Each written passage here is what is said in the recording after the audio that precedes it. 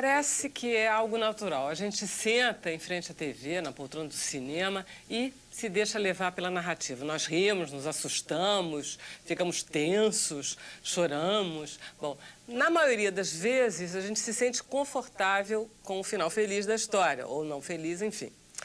A história é escrita pelo roteirista, mas na prática ela acaba sendo apresentada pelo olhar do diretor. Né? Se for diferente do roteirista. Porque é ele quem vai traduzir em imagens aquilo que foi escrito e é ele que vai definir como é que as cenas são filmadas. É ele que coloca a câmera ali. É ele, portanto, quem escolhe os enquadramentos e define se vai ser um close, se essa câmera vai estar mais aberta, mais fechada, se os planos melhores... Enfim, o que ele julgar que serão os planos melhores para ele contar, para ele construir essa história, para ele emocionar, para ele guardar a atenção do público junto com ele. Câmera e enquadramento é o tema do programa de hoje. E para discutir esse assunto, nós estamos recebendo aqui no estúdio a professora e roteirista Angélica Coutinho. A Angélica é doutora em literatura e está estudando há muito tempo essa relação entre literatura e cinema. E nós estamos também com o diretor e cineasta José Joffre, que tem na bagagem milhões de filmes, como é o nome daquele que... O Chamar de Deus. Chamar de Deus, mas tem também Quem Matou Pichote, Dois Perdidos numa Noite Suja, Achados e Perdidos e Olhos Azuis. Bom, prazer em tê-los aqui. Vamos começar logo com o assunto? Você acha, José, que realmente essa é a grande arma, esse é o grande poder do diretor? É a posição da câmera, é o enquadramento, é o plano? Mas, aparentemente, tudo em cinema é feito pelo diretor. Mas, na verdade, nada é feito sozinho pelo diretor. Na verdade, é um entendimento que há entre a direção de arte, a direção de fotografia, o diretor, e vão definir, vão conceituar que tipo de enquadramento vai haver. E, para definir o tipo de enquadramento, eles vão definir que tipo de lente que vão usar. E aquilo vai ser uma presença e uma repetição constante ao longo do filme, para que desse conceito o filme fique, então, impregnado. Isso existe como um conceito quando você faz o filme, quer dizer, o tipo de lente de enquadramento, de plano, é uma opção estética, quase. E os movimentos de câmera também, quer dizer, é um filme com a câmera estática, é um filme onde a câmera se movimenta, é um filme com a câmera fechada, são grandes planos. O que vai determinar isso é uma questão estética, artística e também econômica, Quanto mais fechado o plano, mais barato o filme, né? Quando o que está fora do quadro não importa, não tem custo, né? Então, a definição de uma decupagem, que é como se chama a sucessão de enquadramentos, né? Que é a sucessão desses planos, que é uma unidade, ela é feita a partir de um conceito que é gerado, então, pelo diretor de arte e pelo fotógrafo, que vão...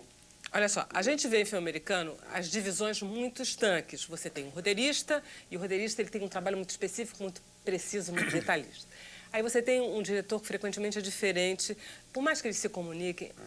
Eu tenho a sensação que no Brasil as coisas são mais misturadas, as coisas começaram de uma forma menos especializada. Você tem algum filme em que você não tenha sido roteirista? Tenho. Esses Olhos Azuis eu fui argumentista, a ideia do filme, mas a roteirização do filme não foi. Mas você, por sua vez, também não é o roteirista que vai fazer sozinho, nem um diretor que vai decidir. É uma conversa, é uma longa conversa. Não, mas quanto mais gente, mais... Ou mais difícil ou mais fácil, mas mal ou bem, mais interferências.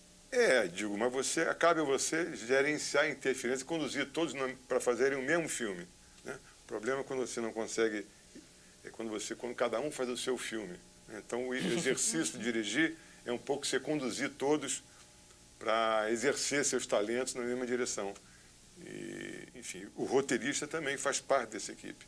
Quando você tem uma ideia, um argumento, você convoca um roteirista, fala da sua ideia, fala das suas intenções, fala sobre qual é o seu tema, qual é o seu assunto, e, a partir daí, qual é a história que vai conter aquele assunto. Então, vai contar aquele assunto. Continuando na ideia de enquadramento e câmera. Mas mesmo o roteiro é capaz de você já estar definindo como é que vai ser esse enquadramento, como é que vai ser mesmo que o roteirista movimento. Não seja o diretor. Não, mas é importante que ele saiba como é que você está pensando em fazer o filme. Estou pensando em fazer um filme, até pela descrição de um plano, pela redação de um plano, fulano olha as horas no relógio. Se olha as horas, são 11 horas, evidentemente é um plano fechado, que ele não precisa pôr uma sigla plano fechado, mas ele está dirigindo, de certa forma, para que o diretor faça aquela decupagem. Eu me lembro essa observação que você está fazendo, é a mesma observação que o Jean-Claude Carrière faz num livro dele sobre roteiro, né? Ele diz isso. O roteiro, ele não vai te dizer qual é o enquadramento, etc., mas ele pode indicar, e ele dá um exemplo desse tipo, né? Um plano de detalhe. E aí ele dá um exemplo... Olhou o relógio marcava a tal hora, você já visualiza aquele detalhe. Isso está no Jean-Claude Carrière, exatamente esse exemplo que você deu. E todo plano quer dizer a mesma coisa? Um filme é feito de cenas, uma cena é feita de planos. Você constrói uma cena com planos. Então você vai alternar aqueles planos da maneira que você achar que vai conduzir melhor aquela narrativa, né? Começa com um plano fechado. A televisão tem uma linguagem muito mais, digamos, ortodoxa. Assim. Você começa com um plano geral e vai fechando. Na época que eu fui dirigir televisão, eu ficava espantado porque, subitamente, eu estava olhando assim, para o monitor e via que, enquanto o outro estava em silêncio, o câmera aproveitava e fechava automaticamente a câmera para pegar o próximo diálogo com a câmera mais fechada. Então, aquilo era um exercício que eu não entendi, no início eu não entendia. Ninguém pediu para você fechar a lente. Então um certo já era vício um vício que você dele. vai no automático. Assim. Garanto que você acabou se adaptando mais do que ele se adaptando a você? Não, acho que foi uma troca ótima. Assim, foi super bom. Porque, ao mesmo tempo, as pessoas de televisão têm muito mais experiência e muito mais... porque passam os câmeras de televisão, por exemplo, mais exercício, trabalham né? o dia inteiro. Todo dia, né? Então, eu aprendi muito, assim, e aprendi a admirar as pessoas que fazem televisão. Nessa ocasião, eu tive essa experiência uns 15 anos atrás, mas guardei. Diferente, é? Não, nesse sentido, assim, que as pessoas exercem, primeiro que são empregados também. Digo, em cinema, ninguém é empregado em cinema. São todos freelas na vida, né? Eles não têm, até isso gera uma percepção diferente da forma de fazer as coisas, da forma de conduzir, da forma de se comportar, da forma de, enfim, de fabricar aquele audiovisual, né? Acho que é diferente. Digo, enfim, mas são trocas que deveriam ser mais intensas, inclusive, como são em outros países, né? Na realidade, a gente tem uma televisão muito segmentada, assim, porque os concessionários não terceirizam nada, né? Mas, efetivamente, no resto do mundo todo, a produção de ficção na televisão é terceirizada, né? Então, isso gera uma integração maior no audiovisual. Aqui é mais segmentado, você faz televisão ou faz cinema. Tá, entendi. Existe uma evolução ao longo da história do cinema, ou do audiovisual em geral, da televisão inclusive, em relação a diferenças de... Contava-se uma história com planos diferentes, com enquadramentos diferentes do que se conta hoje? Eu queria só retomar essa questão né, o que o plano significa, né? Quer dizer, o que o conjunto de planos ou plano significa. Normalmente tem uma codificação aí que no cinema, às vezes, quando ele muda, causa um estranhamento e muitas vezes positivo. Eu lembro do filme O Céu de Sueli, que eu fui ver esse filme 3 vezes, porque eu achei que tinha alguma modificação ali na linguagem, que me dava uma sensação de uma outra codificação nos planos, que eu queria entender o que ele queria dizer com aquilo, né? Eu estava procurando aquilo de alguma maneira. Então, acho que alguns filmes te trazem essa observação. Fala pra mim, que eu queria entender o que você está falando. Tinha assim, eu esperava, o plano que eu esperava não aparecia. Eu esperava que no momento de emoção eu ia ver o rosto dela muito próximo e tal. E eu via uma coisa, ou era nebulosa, ou era movimentando, ou ela saía do quadro. E funcionava? Eu achei maravilhoso. Eu achei maravilhoso porque me suscitou essa nova construção. Eu falei assim, mas o que ele está dizendo, o caminho que ele está tomando? O seu filme também, O Achados e Perdidos, é uma coisa que me deixou curiosa em vários aspectos. Assim, primeiro, porque eu sou uma leitora do Spinoza, né? Do Garcia Rosa e do seu Detetive Spinoza. Indignada comigo. Não fiquei, adorei. Achei que a solução do Spinoza não aparecer funcionou muito bem. E a outra coisa era a presença de Copacabana, que no livro, nos livros é uma coisa fundamental, porque Copacabana o cenário do detetive. Eu não via a Copacabana, eu vi os personagens de Copacabana, né? Você não usou planos que situassem Copacabana, né? Você usou os personagens de Copacabana. Aquela Copacabana turística, assim, diurna, né? Era um filme muito sombrio, né? Sim. Então era um filme, como eu falei, um filme muito fechado, um filme onde vazava o quadro para mostrar apenas uma parte, um fragmento do bairro, assim. luminosidade que o bairro tem. Mas Era tinha Copacabana ao mesmo tempo. Tinha uma Copacabana, entendeu? Então, eu acho que é isso que é o bacana. Você vai esperando que você vai encontrar o detetive Espinosa andando pelas ruas de Copacabana, pela Galeria Menescal, etc, etc, e você encontra outra Copacabana nos seus fragmentos, Por nos exemplo, seus essa decisão foi personagens. tomada muito com o Cláudio, que era Cláudio Mário Peixoto, que era diretor de arte, e Nonato Estrela, que era fotógrafo. Então, decidimos, não foi nada ocasional. A gente queria que o filme fosse um filme fechado, apesar de ser em Copacabana, que o filme fosse sombrio, fechado. A gente brincava até que tinha de ser com a fotografia que a gente imaginava que seria a fotografia da Alemanha do Leste. Entendeu? Então tinha todo um conceito que a gente brincava em torno dele para conseguir que Copacabana tivesse aquele peso que habitualmente você está acostumado a ver, uma Copacabana inversa. Sim. Né? Muito bom. Mas você perguntou o negócio da Não, mas da eu vou deixar a decupagem? pergunta para depois do intervalo. Isso é boa, isso é boa. Tá? Daqui a 2 minutos e meio vocês... Não, 2 segundos e meio a gente volta, tá bom?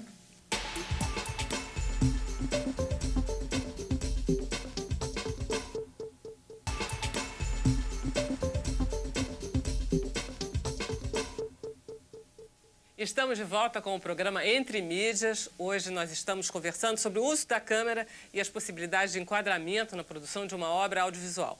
Aqui no estúdio nós estamos conversando com a professora Angélica Coutinho e com o diretor José Joffre. Agora a palavra é sua sobre a decupagem, como eu tinha prometido. Não, a gente estava falando sobre o que você tinha perguntado, você estava falando sobre se a câmera foi sempre assim. Né? Na realidade, teve um americano que desde foi o a Griffith. história. O cinema, quando começou, era uma câmera estática, parada. Aí, subitamente, um camarada achou que era bom você aproximar a câmera. E que era bom, você podia chegar a câmera para a direita, você podia panotar a câmera, você podia recuar a câmera. E esse cara foi o Griffith. Com o nascimento de uma nação. Exatamente.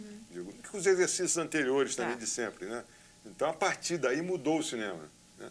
Mudou a decupagem. Inventou-se a decupagem. Né? E de lá para cá, acho que pouca coisa foi inventada em termos de gramática. Pois é, Angélica, é verdade, quer dizer, é sempre... Quando eu estou fechando, eu estou sempre querendo acentuar a emoção, quando eu estou abrindo o plano.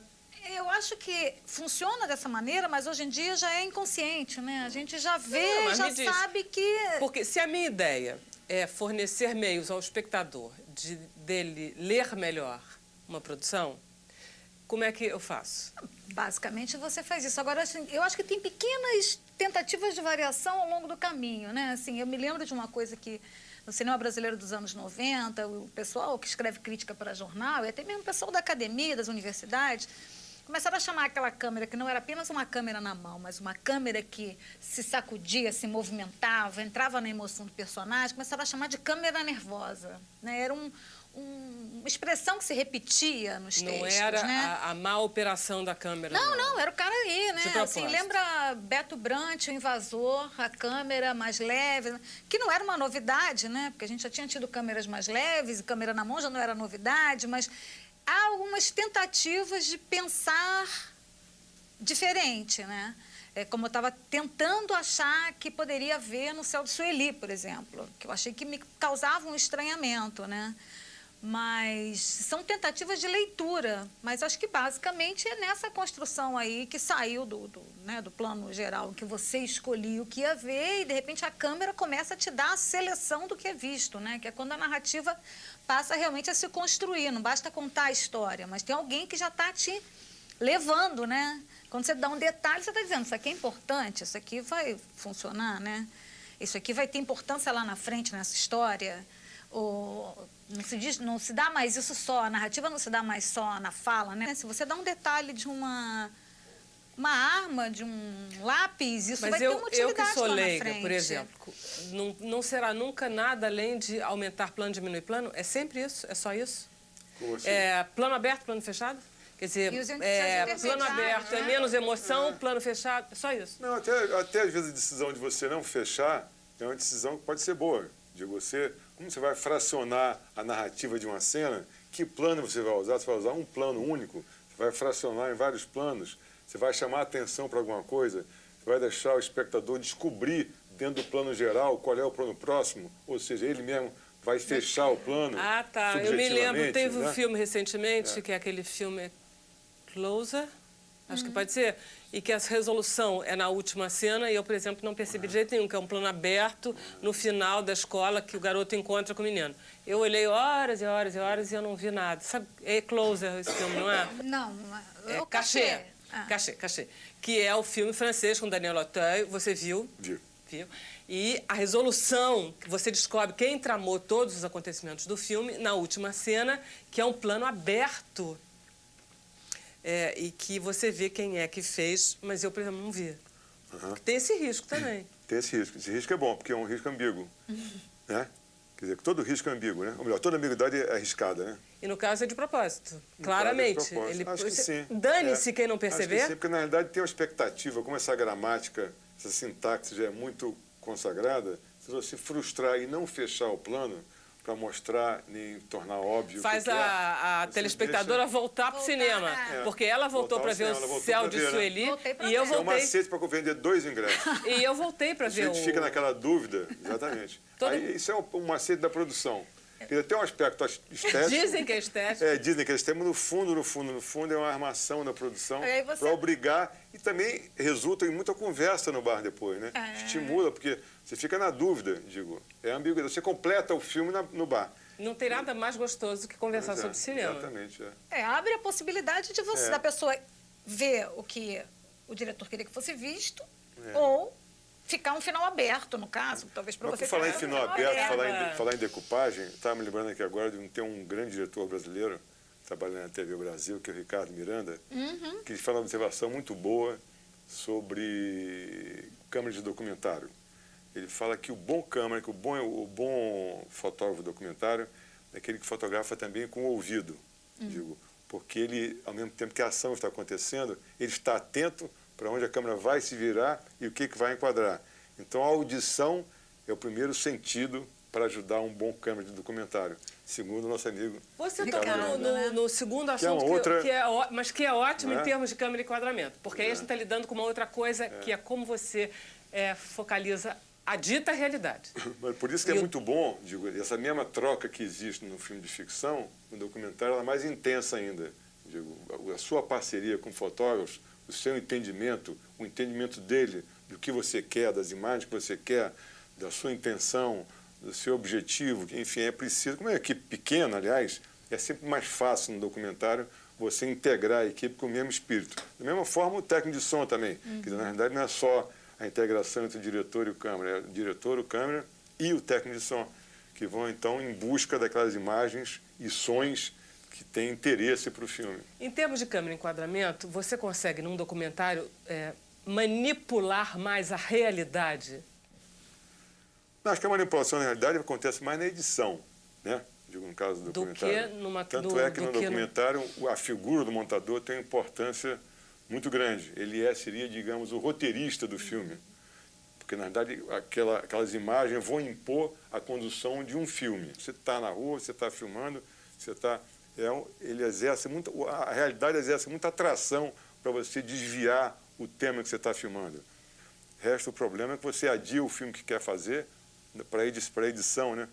Você fica mais liberado para essa decisão, ao mesmo tempo você estende mais essa decisão, né? Começa a ter muita escolha demais que você Muita vai ter escolha, que cortar lá. Depois. Isso às vezes, eu acho que incide sim numa coisa até perigosa, né? Porque corre o quê? risco de Filmar você perder demais? o foco, né? Não corre esse risco de perder o foco. Fica Mas mais acho que, por outro lado, também, eu falo uma coisa que é verdade, eu acho que é com relação a documentário e ficção. Eu, quando termino um filme de um documentário, eu me sinto muito pleno, assim. Eu sinto que eu comecei... Porque você só faz um bom documentário se você tiver muito interesse por aquele assunto.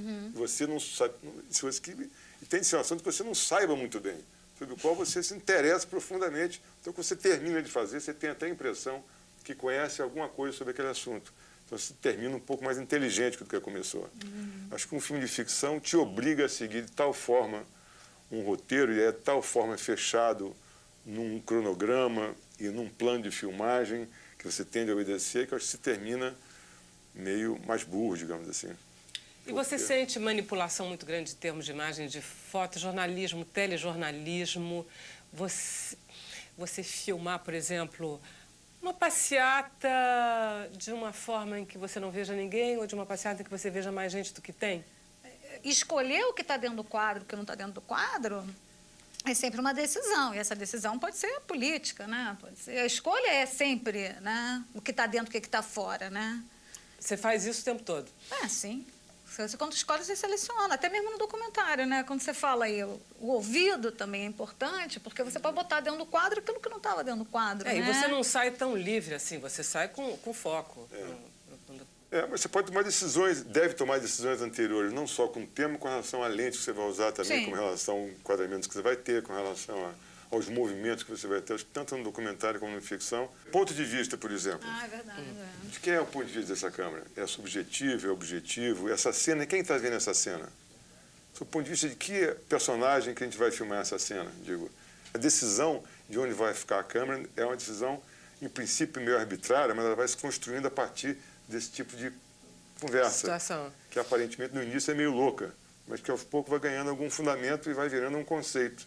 No começo até, eu me lembro que quando eu comecei a fazer cinema, um dos maiores pânicos que eu tinha era a respeito dessa pergunta que você escuta pelo menos 900 vezes dentro de um longa-metragem.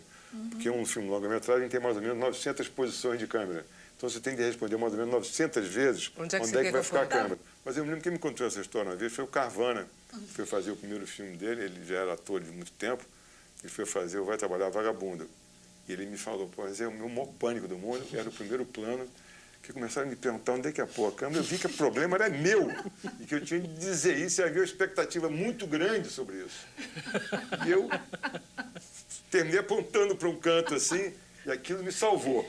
Então, momentaneamente. Momentaneamente. Mas eu me lembro uma época que eu trabalhei com um curso de cinema e estava lendo as emendas das disciplinas, os resumos, né? E aí eu fui ver uma de direção cinematográfica e a emenda começava justamente assim: primeira aula, onde colocar a câmera. Eu achei aquilo estranhíssimo. Eu falei, meu Deus, isso deve ser realmente um problema, né? Onde colocar a câmera, né? E agora ele está me dizendo isso. O diretor é uma pessoa que tem de responder muitas perguntas, né? Qual é a cor do figurino, qual enfim, escolher a locação, escolher, enfim, tem toda a resposta. Mas essa pergunta, especialmente, era uma pergunta aflitiva. Hoje em dia tem muita... Todo mundo é produtor de audiovisual. É uma coisa impressionante, quer dizer... Está muito popularizado, né? Não é porque você filma, você tem... o YouTube está aí, é um grande canal de divulgação. E você tem hoje em dia onde mostrar. Você podia até antigamente ficar filmando no seu Super 8. Eles já estão nascendo sabendo enquadrar, não? Não, mas acho que é bem mais automático, assim. Eu acho que... Já nasce dominando um pouco. Por outro lado, Eles fica um vêm pouco o tempo descartável inteiro, também. né? Acho que por outro lado fica um pouco... Porque faz muita coisa. Eu, por exemplo, comprei uma camereta, uma câmera HD. Eu estava querendo fazer um documentário específico de uma câmera muito pequena. Eu comprei uma pequena câmera com muito boa definição. E eu comprei já há um ano aquela câmera. E eu achei que ia ser muito fácil de fazer, tendo aquele instrumento na mão. E eu... passei um ano me empurrando com a barriga esse projeto, um projeto que eu achei que eu mesmo podia fazer sozinho, eu sem ninguém, fazer o som, fazer... Mas eu fui me frustrando um pouco, vendo que não era bem assim. Digo, não era só ter aquela ferramenta para resolver. É preciso você ter uma história que alguém se interesse também, é preciso que você... As dificuldades de você construir a história são as mesmas, né? Eu acho que, apesar da ferramenta facilitar, os temas e, enfim, continua tudo... A alteridade continua sendo Tudo muito igual. exigente, né? Você precisa de ter alguém, né? Precisa ter alguém, precisa...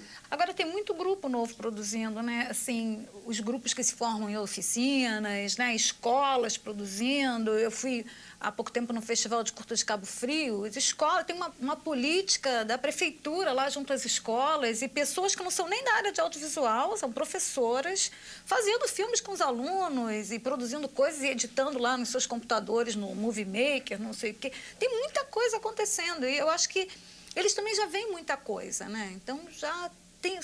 vê muita televisão também, né? Então não vamos esperar que vá ter nenhuma grande... Pois é, mas a geração da televisão é uma geração eminentemente passiva, porque ela não produz e ela não tem diálogo nenhum. A geração do computador não. Ela é totalmente interativa. Sim. Então isso modifica completamente. Ontem mesmo eu estava lendo um material sobre o rapaz que hoje, o Luiz Nascimento, que dirige, é o presidente do Cinema Nosso, que é o antigo Nós do Cinema, etc. Esse rapaz, que é muito jovem, ele está produzindo... Ele fez um longa que passou no Festival do Rio há uns 2 anos, sobre mulheres que tiveram seus filhos assassinados por policiais. Esqueci o nome do filme, enfim. Está fazendo um segundo longa, mas o currículo dele tem 25 curta-metragens. E que, assim, que a gente pode não ter visto todos, mas assim, circularam festivais, ganharam prêmios na Europa. Então, assim, tem uma produção assim, fervendo por aí, né? Eu acho que mesmo que, que a gente possa esperar que tenha grandes modificações em termos de linguagem, eu acho que ter muita coisa sendo produzida também é a possibilidade de ter possibilidades de surgirem coisas bacanas, coisas novas. Acho que essa questão digital assim, trouxe algumas novidades importantes, assim, desde a questão do tempo, né? Tinha umas questões, assim, um longa-metragem tem 1h90 minutos, um curta-metragem tem 10 minutos. Eu vejo que hoje, com essa produção tão diversificada assim, o sujeito faz o tempo que o filme tem. E tenta encontrar o espaço para escoar aquilo, mas também não é tão fácil quanto parece. Talvez seja mais fácil você fazer um clipe do que você veicular, do que você... não é fácil. O espaço ainda é muito... E está na mão de poucos também, né? Que digo, o espaço mais abrangente assim, eu acho que está na mão de poucos ainda. Não, o espaço ainda é complicado. Eu acho que tem essa coisa... Tem muito festival no país, né? Muito, assim, cada estado tem mais do que um. Mas, mesmo assim, para entrar nesses festivais, é uma coisa ainda... Às vezes, eles abrem uma seleção nacional e vão selecionar 7 curtas do país inteiro. O que são 7 curtas do país inteiro? Quando eu acho que a maior falta mesmo que tem isso, eu acho que essa questão da televisão é grave. Sem dúvida. Aqui, isso é uma questão grave. O fato de não ter uma televisão que terceiriza a produção, o fato do concessionário ser o produtor, isso gera um subdesenvolvimento audiovisual que a gente ainda tem muito forte. Digo, na hora que a televisão terceirizar a produção, como é no resto do mundo, na hora que isso acontecer, vai oxigenar, mas eu acho que não vai acontecer. Digo, eu já falei para minha filha que tem 25 anos, ela é minha sócia, eu falei, quem sabe a sua neta não vai assistir, né? As coisas estão... A gente não consegue, graças a Deus, ainda controlar o futuro. Só para terminar o programa, eu queria que vocês lembrassem uma cena ou um enquadramento, o que fosse, que vocês gostam. Eu gosto de tantas cenas, tantas... Não, uma só. Eu estou aqui focando. Eu gosto de do Achados e Perdidos, em que a menina vem do fundo da galeria, a câmera está embaixo, não está? Câmera embaixo, ela vem do fundo da galeria, Juliana Knust vem do fundo da galeria, você vê só umas luzes... esse neon coloridas assim num canto. Essa é uma imagem que ficou... Estava chovendo muito, era madrugada, às 4 horas da manhã. Você vê. E a gente não tinha onde filmar aquela cena. Aí a gente passou ali na frente, eu moro ali perto. Aí sugeri que a gente filmasse. Que bom que você lembrou dessa cena. Essa cena, assim, a cena que quando eu lembro de Achados e Perdidos, eu me lembro dessa cena. Muito bonita. E você? Agora você tem que lembrar. Eu estava pensando e pensei aqui num filme que eu adoro, que é um filme chamado Profissão Repórter, do Antonioni. Então, eu gosto absolutamente de todos os planos do filme, principalmente na abertura, quando o personagem do Jack Nicholson está se transformando em outro personagem. Toda a movimentação de cena que tem ali, da transformação dele, ele muda o passaporte, quer se transformar em outra pessoa, e toda aquela cena que envolve a transformação dele e a mudança de identidade, tem uns 15 planos ali que formam um núcleo espetacular, assim, mostrando o que é o cinema. Eu gosto muito de fazer essa brincadeira da gente ficar lembrando de coisas que a gente gosta, porque a gente fica transparente nessa hora, né? Do que a gente gosta. E você, gostou do programa? Então, manda um e-mail pra gente saber. É fácil, é só acessar o site da Multirio, tá bom? A gente volta semana que vem. Eu queria agradecer muito a presença da Angélica Coutinho, do José Joffre. Foi bom o programa, não foi? Até lá.